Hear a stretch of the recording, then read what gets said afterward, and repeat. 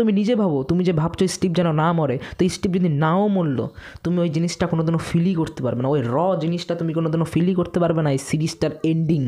কেন মানুষ এত স্টিভ হ্যারিংটনের প্রতি অবসেসড? বা যদিও সিজন 5 চলে এসছে অলরেডি, আজকেই রিলিজ, তো কেন মানুষ এত চারিদিকে বলে বেড়াচ্ছে স্টিভ যেন না মরে, স্টিভ যেন না মরে? স্টিভ কি প্রত্যেকটা খারাপ সিচুয়েশনে বা ডিফিকাল্ট সিচুয়েশনে হিরোইক এন্ট্রি নিয়ে সবাইকে বাঁচিয়ে দেয়? তার জন্য কি মানুষ এত স্টিভের প্রতি অবসেসড? আমার একটু আলাদা কিছু ওপিনিয়ন আছে। কারণ আমরা যদি স্ট্রেঞ্জার থিংস এই সিরিজটাকে দেখতে যাই, আর এর যত কো স্টার আছে, যত কো অ্যাক্টার আছে, আমরা যদি সমস্ত কিছুকে দেখতে যাই, তারা সবাই না আমাদের এজের কাছাকাছি। তার জন্য না আমরা ভালো রিলেট করতে পারি। আমরাও বড় হচ্ছি, তারাও বড় হচ্ছে, তার জন্য আমরা প্রত্যেকটা ক্যারেক্টারের সাথে এতটা সুন্দর অবসেসড করতে পারি। তো সেখান থেকেই যদি আমি খালি স্টিভকে উঠিয়ে নিয়ে আসি, স্টিভ হচ্ছে আমাদেরই একটা এক্সাম্পল। হয়তো ছোটোবেলায় বা তার পাস্ট অন্যরকম ছিল, কিন্তু সে এখন চেঞ্জ হতে চায়। সে চায় তাকেও এখন সবাই ঘুরে দেখুক, সে চায় তাকেও এখন ভালোবাসুক, বাট সেই জিনিসটা হয়ে ওঠে না। সে ভেতরেই সাফার করতে থাকে, সে ভেতরেই সবার কেয়ারিং করতে থাকে, বাট কেউ তাকে বুঝে উঠতে পারে না। ওই যে বলে the man suffer, the man die, but this world never understand. স্টিভকে আমরা সিজন 1 এমন একটা ক্যারেক্টার হিসেবে দেখতে পারি, যে হয় না হাই স্কুলের টাইপে বুলি টাইপের বয়, যে বুলি করে বেড়ায় নাকি বুলি হয়।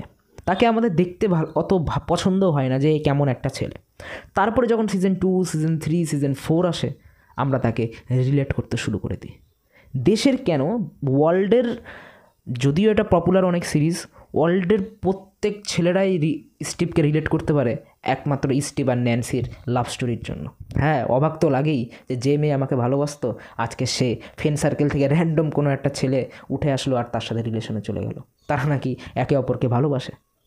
হজম তো সত্যি করা যায় না ভাই। ওই যে সিজন 1-এর একটা জিনিস তার মাইন্ডে ছেপে গিয়েছিলো যে হ্যাঁ স্টিভ এমন, তার জন্য সবাই ওকে বলতো তুই এখান থেকে চলে যা, এই সিচুয়েশনে আসার দরকার নাই, আমাদের যাই হোক তোকে এখানে থাকতো না, চলে যা। বাট সেখানে সে ইগোর জিনিসটাকে নেয়নি। আমরা যদি থাকতাম, আমরা ইগোর বিষয় নিয়ে নিতাম, ঠিক আছে থাক। বিলি এসে কত টাইমে তাদেরকে ডিস্টার্ব করেছে, সেখানেও সে এসে দাঁড়িয়েছে। সেখানে সে ইগো নিয়ে চলে যেতে পারতো, বিলির সাথে থাকতে পারতো, রিভেঞ্জে নিতে পারতো, তাতে কী হতো? তার যে ক্যারেক্টারটা সেটাই থেকে যেত। আজকে যে সেই ক্যারেক্টারটাকে আমরা এতটা ভালোবাসি, সেটাকে আমরা বাঁচতাম না।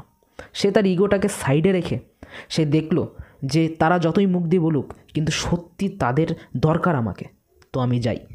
এবং সে প্রত্যেকটা ডিফিকাল্ট সিচুয়েশানে, প্রত্যেকটা একদম মেন টাইমিংয়ে সে হিরোইকে একটা এন্ট্রি দেয় এবং সবাইকে সামলে নেয়। বড় ভাই হিসেবে সবাইকে দেখাশোনা করতে শুরু করে দেয়, এমনকি তাকে বেবি সিটারও